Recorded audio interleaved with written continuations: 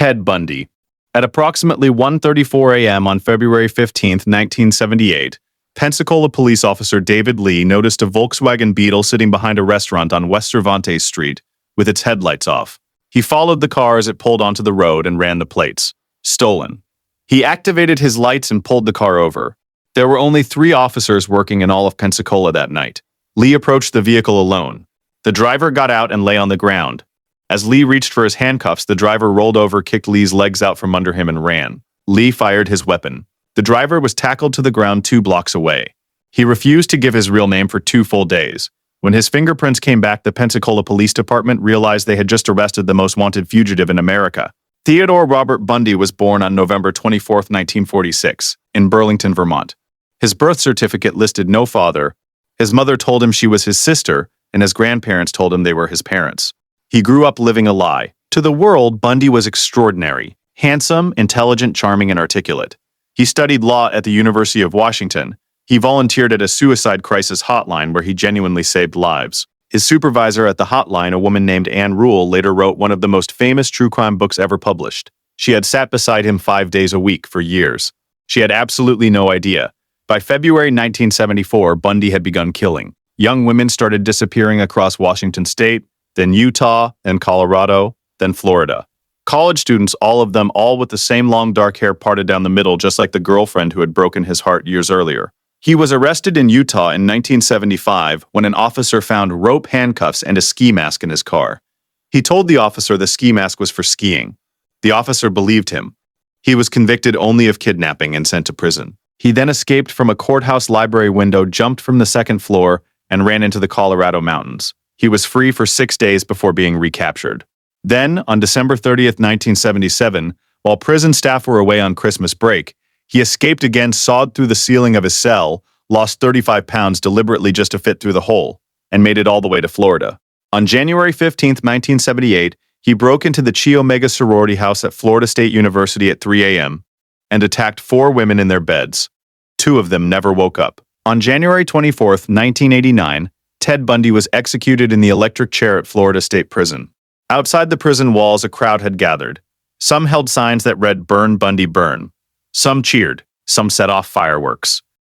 Charles Manson, in October 1969, California Highway Patrol officers raiding a remote desert property called Barker Ranch in the Panamint Mountains near Death Valley discovered a man hiding inside a cabinet beneath a bathroom sink. The cabinet measured 12 inches wide and 16 inches deep. The man inside was 34-year-old Charles Mills Manson. He was arrested on suspicion of auto theft. Nobody in the arresting party had any idea. They had just captured the man responsible for 9 murders that had shaken all of America. Manson was so small and so calm and so unremarkable that it took investigators weeks to connect him to the bloodshed. When they finally did, he had already been in and out of jail and was sitting in a cell without a care in the world. Charles Mills Manson was born on November 12, 1934, in Cincinnati, Ohio. His mother, Kathleen Maddox, was 16 years old, unmarried, and completely uninterested in raising a child.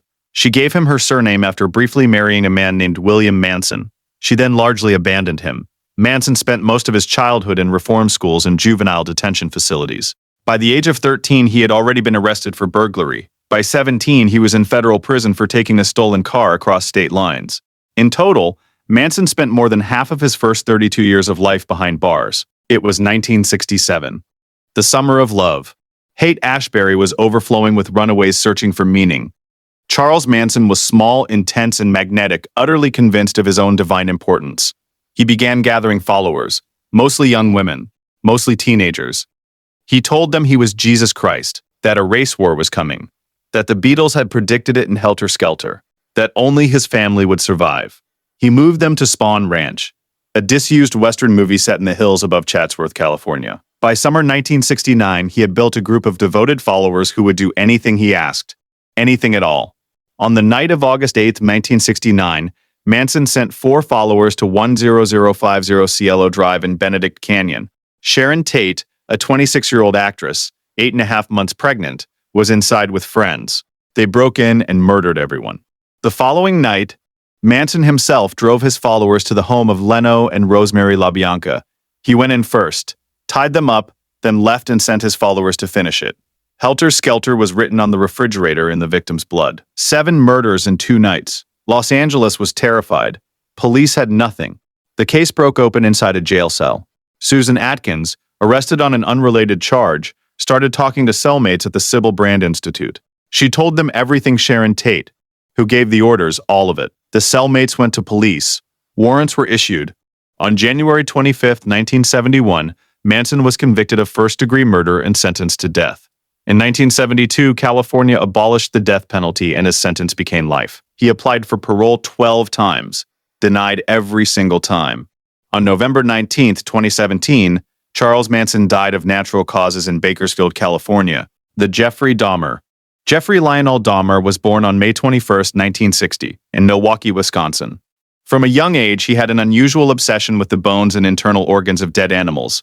He collected roadkill. He dissolved animal carcasses in acid just to study the bones. Underneath, when he was 18, his parents divorced and both left the house at the same time, leaving him completely alone. Within weeks, he committed his first murder. For the next 13 years, he worked the night shift at the Ambrosia Chocolate Factory in Milwaukee. He was polite to his neighbors. When people complained about the smell from his apartment, he told them his refrigerator had broken and the meat inside had spoiled. They believed him. In 1988, he was convicted of drugging and molesting a 13-year-old boy and released after 1 year.